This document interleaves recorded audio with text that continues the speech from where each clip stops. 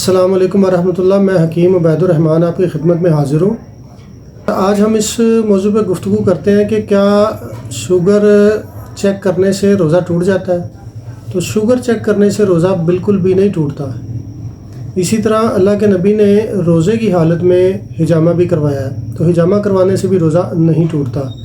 تو جو شوگر کے مریض ہیں وہ روزے کی حالت میں شوگر ضرور چیک کیا کریں، کیونکہ یہ ایک لمبا فاسٹنگ پیریڈ ہوتا ہے، تو اس میں شوگر اچانک ہائی بھی ہو سکتی ہے اور لو بھی ہو سکتی ہے۔ تو دونوں صورتوں میں جو ہے وہ اس کا تدارک ضروری ہے۔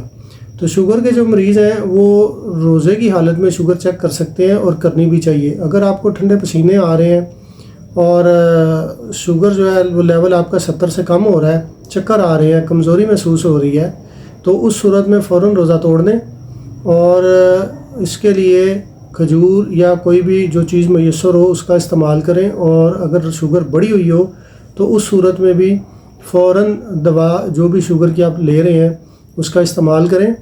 خاص طور پہ جو شوگر کے مریض ہیں یہ رمضان آنے سے پہلے اپنے معالج سے اپنی شوگر کی ڈوز کے بارے میں مشورہ ضرور لیں، اور اپنی سحری اور افطاری جو ہے اس کو بالکل سادہ رکھیں۔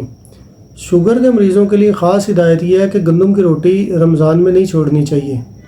اس کے علاوہ سحری میں پروٹین لازمی لیں، اور افطاری میں اگر آپ پکوڑے وغیرہ لیتے ہیں تو وہ لے سکتے ہیں، لیکن ٹھنڈے میٹھے مشروبات کا استعمال ہرگز نہ کریں۔